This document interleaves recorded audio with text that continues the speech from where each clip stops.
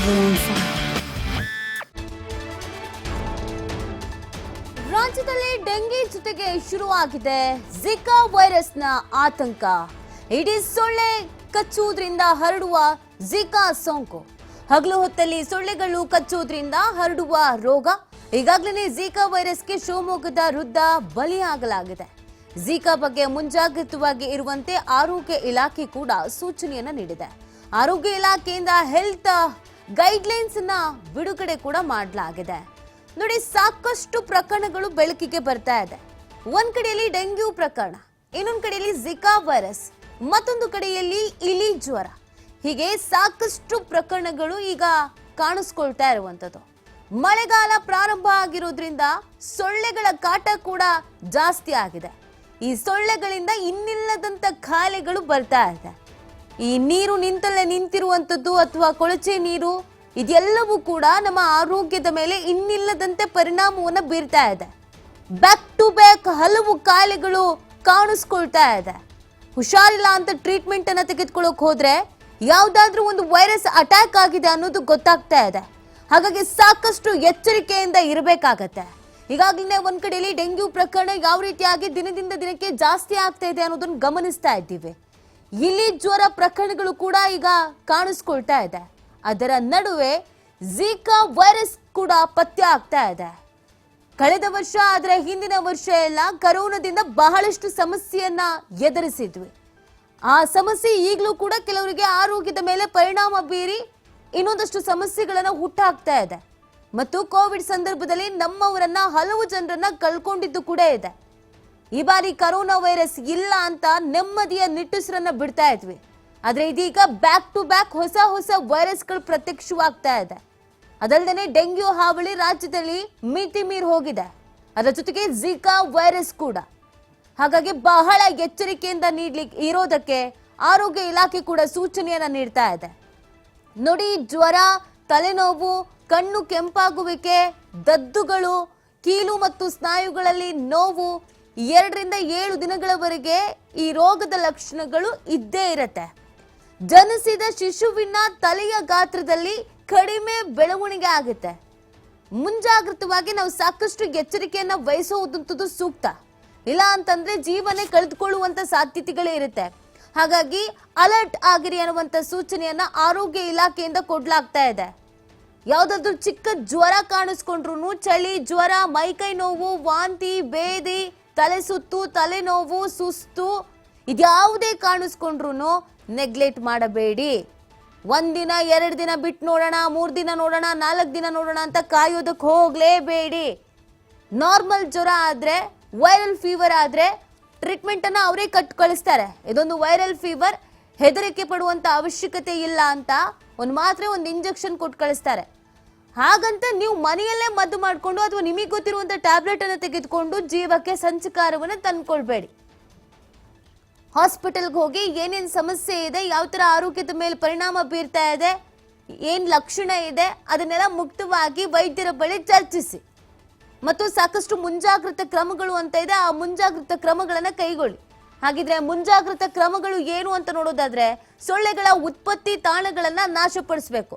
ಮನೆ ಹಿಂದೆ ಮುಂದೆ ಸುತ್ತ ಅಕ್ಕ ಪಕ್ಕ ಎಲ್ಲಾದ್ರೂ ನೀರ್ ನಿಂತಿದ್ರೆ, ಕೊಳಚೆ ನೀರ್ ನಿಂತಿದ್ರೆ, ಟಯರ್ ಒಳಗೆ ಅಥವಾ ಬೇರೆ ಬೇರೆ ಭಾಗಗಳಲ್ಲೂ ಒಂದಷ್ಟು ನೀರ್ ನಿಂತ್ಕೊಂಡಿರುತ್ತೆ, ಅದನ್ನ ಕ್ಲೀನ್ ಮಾಡುವಂತ ಕೆಲಸವನ್ನ ತುಂಬಾ ಜನ ಮಾಡಲ್ಲ. ಅಲ್ಲಿ ನಿಮಗೆ ಸೊಳ್ಳೆಗಳು ಉತ್ಪತ್ತಿ ಆಗತ್ತೆ. ಸೊಳ್ಳೆ ಮರಿ, ಮೊಟ್ಟೆ ಎಲ್ಲವೂ ಕೂಡ ಇರತ್ತೆ. ಅದನ್ನ ಮೊದಲು ನಾಶಪಡಿಸಿ. ಯಾಕಂದ್ರೆ ಈಗ ಹರಡುತ್ತಿರುವಂತ ವೈರಸ್ ಸೊಳ್ಳೆಯಿಂದಲೇ ಹರಡ್ತಾ ಇರೋದು. ಮನೆಯ ಒಳಂಗಾಣ ಹಾಗೂ ಹೊರಂಗಾಣವನ್ನ ಬಹಳ ಸ್ವಚ್ಛವಾಗಿ ಇಟ್ಕೊಳ್ಳಿ. ನೀರು ಸಂಗ್ರಹಣಾ ಪರಿಕರಗಳನ್ನ ವಾರಕ್ಕೊಮ್ಮೆ ಸ್ವಚ್ಛಗೊಳಿಸಿ.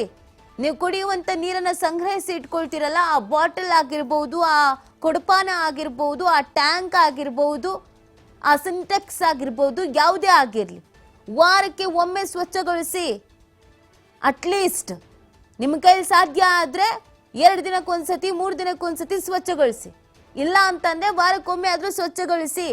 ಅದರಿಂದ ಮತ್ತಷ್ಟು ಸಮಸ್ಯೆಗಳಾಗುವಂತ ಸಾಧ್ಯತೆ ಇರುತ್ತೆ. ಬಹಳ ಶುದ್ಧವಾದಂತ ನೀರನ್ನ ಕುಡಿರಿ.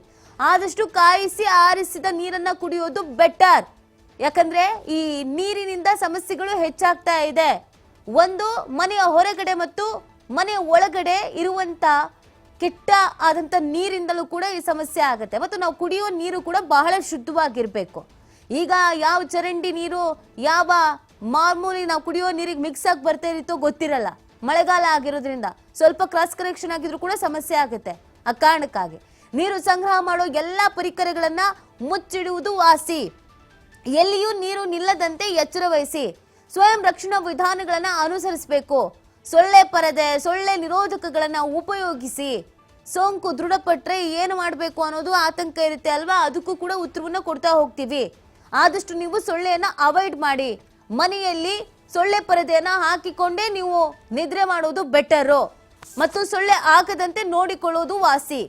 ಜಿಕಾ ಸೋಂಕಿಗೆ ನಿರ್ದಿಷ್ಟ ಚಿಕಿತ್ಸೆ ಹಾಗೂ ಲಸಿಕೆ ಲಭ್ಯ ಇರೋದಿಲ್ಲ, ಎಲ್ಲರೂ ಗಮನದಲ್ಲಿ ಇಟ್ಕೊಳ್ಳಿ. ಜಿಕಾ ವೈರಸ್ ಒನ್ಸ್ ಅಟ್ಯಾಕ್ ಆಯ್ತು ಅಂತಂದ್ರೆ ನಿರ್ದಿಷ್ಟ ಚಿಕಿತ್ಸೆ ಹಾಗೂ ಲಸಿಕೆ ಇಲ್ಲ. ನಾರ್ಮಲ್ ಜ್ವರಕ್ಕೆ ಏನ್ ಟ್ರೀಟ್ಮೆಂಟ್ ಕೊಡ್ತಾರೋ ಅದನ್ನ ಕೊಡ್ತಾರೆ ಹೊರತು ಜಿಕಾಗೆ ಅಂತ ಯಾವುದೂ ಇಲ್ಲ. ರೋಗ ಲಕ್ಷಣಗಳಿಗೆ ಅನುಗುಣವಾಗಿ ಚಿಕಿತ್ಸೆಯನ್ನ ನೀಡಲಾಗುತ್ತೆ. ನಿಮಗೆ ಶೀತ ಇದ್ರೆ ಶೀತ ಟ್ಯಾಬ್ಲೆಟ್ ಕೊಡ್ತಾರೆ, ನಿಮಗೆ ಕೆಮ್ಮಿದ್ರೆ ಕೆಮ್ಮಿಂದ ಕೊಡ್ತಾರೆ, ನಿಮಗೆ ಜ್ವರ ಇದ್ರೆ ಜ್ವರದ್ ಕೊಡ್ತಾರೆ, ನಿಮಗೆ ವಾಂತಿ ಬೇದಿ ತಲೆನೋವು ಇದ್ರೆ ಅದಕ್ಕೆ ಕೊಡ್ತಾರೆ. ಅದನ್ನ ಹೊರತುಪಡಿಸಿ ಜಿಕಾಗೆ ಅಂತ ಒಂದು ಟ್ಯಾಬ್ಲೆಟ್ ಇಲ್ಲ, ಜಿಕಾಗೆ ಅಂತ ಒಂದು ಚುಚ್ಚುಮದ್ದು ಇಲ್ಲ. ಸೊ ಹಾಗಾಗಿ ಬಹಳ ಎಚ್ಚರಿಕೆಯಿಂದ ಇರಿ. ಮನೆಯಲ್ಲಿಯೇ ಚಿಕಿತ್ಸೆಯನ್ನ ಪಡಿಬಹುದು, ಸಾಕಷ್ಟು ವಿಶ್ರಾಂತಿ ಪಡಿಬಹುದು. ನಿರ್ಜಲೀಕರಣ ತಪ್ಪಿಸೋಕೆ ಹೆಚ್ಚು ನೀರಿನ ಅಂಶವುಳ್ಳ ಆಹಾರವನ್ನ ಪದಾರ್ಥವನ್ನ ಸೇವನೆ ಮಾಡಿ. ವೈದ್ಯರ ಸಲಹೆಯಂತೆ ನೀಡುವ ಔಷಧಿಗಳನ್ನ ದಿನನಿತ್ಯ ಮಿಸ್ ಮಾಡದೆ ಎಷ್ಟು ದಿನಗಳ ಕಾಲ ಹೇಳಿದಾರೋ ಅಷ್ಟು ದಿನಗಳ ಕಾಲ ತೆಗೆದುಕೊಳ್ಳುವುದನ್ನ ಮರಿಬೇಡಿ. ರೋಗ ಲಕ್ಷಣಗಳು ಹೆಚ್ಚಾದ್ರೆ ವೈದ್ಯಕೀಯ ಚಿಕಿತ್ಸೆಯನ್ನ ಕೂಡ ಪಡಿಬೇಕಾಗುತ್ತೆ. ಅದನ್ನು ಕೂಡ ಯಾವುದೇ ಕಾರಣಕ್ಕೂ ಮರಿಬೇಡಿ.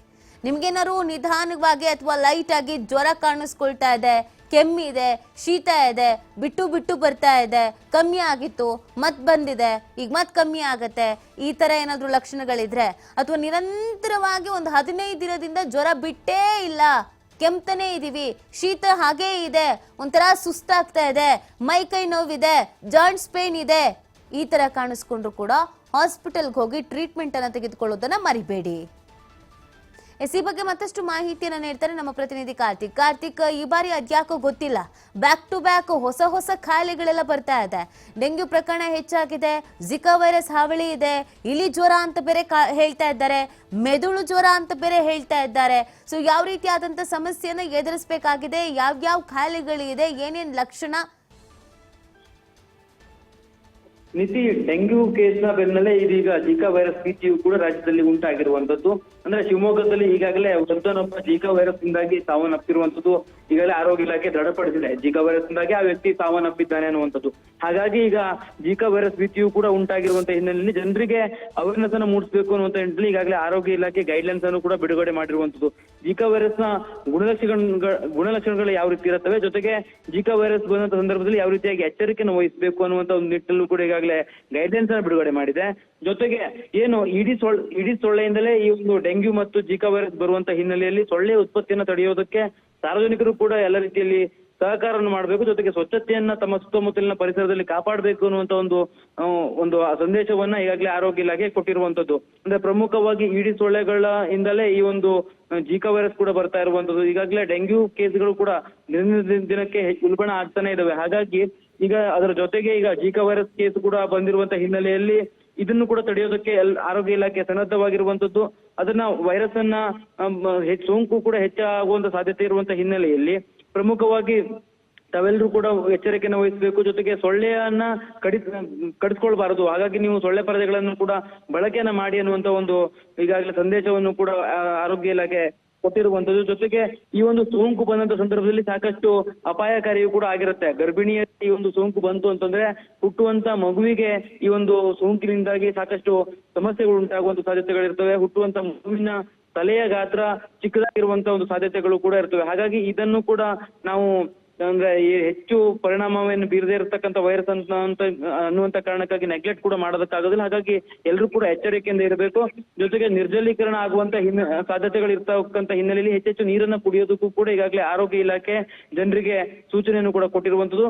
ಜೊತೆಗೆ ಸೊಳ್ಳೆಗಳ ಉತ್ಪತ್ತಿಯನ್ನ ತಡೆಯೋದಕ್ಕೆ ಎಲ್ಲರೂ ಕೂಡ ಸನ್ನದ್ಧರಾಗಬೇಕು. ಎಲ್ಲರೂ ಕೂಡ ಸ್ವಚ್ಛತೆಯನ್ನ ಕಾಪಾಡಬೇಕು. ಎಲ್ಲೂ ಕೂಡ ನಿಂತ ನೀರು ಇದ್ದಂತ ಸಂದರ್ಭದಲ್ಲಿ ಅಲ್ಲಿ ಸೊಳ್ಳೆಯನ್ನ ನಾಶಪಡಿಸುವಂತ ಕೆಲಸಗಳನ್ನ ಮಾಡಬೇಕು. ಸ್ವಚ್ಛತೆಯನ್ನ ಕಾಪಾಡಬೇಕು. ಕುಡಿಯೋ ನೀರಿನ ಕುಡಿಯೋ ನೀರಿರ್ಬೋದು, ಜೊತೆಗೆ ನೀರಿನ ಎಲ್ಲಾದ್ರೂ ನಮ್ಮ ಸುತ್ತಮುತ್ತಲಿನ ಪ್ರದೇಶಗಳಲ್ಲಿ ನೀರು ನಿಂತಲ್ಲಿ ಅಲ್ಲಿ ಆ ರೀತಿ ನೀರು ನಿಲ್ದೇ ಇರುವಂತ ರೀತಿಯಲ್ಲಿ ನೋಡ್ಕೊಳ್ಳುವಂಥದ್ದು, ಜೊತೆಗೆ ಸೊಳ್ಳೆ ಉತ್ಪತ್ತಿ ಆದ್ರೆ ಅದಕ್ಕೆ ನಾಶಪಡಿಸುವಂತ ಕೆಲಸಗಳನ್ನು ಕೂಡ ಮಾಡಬೇಕು.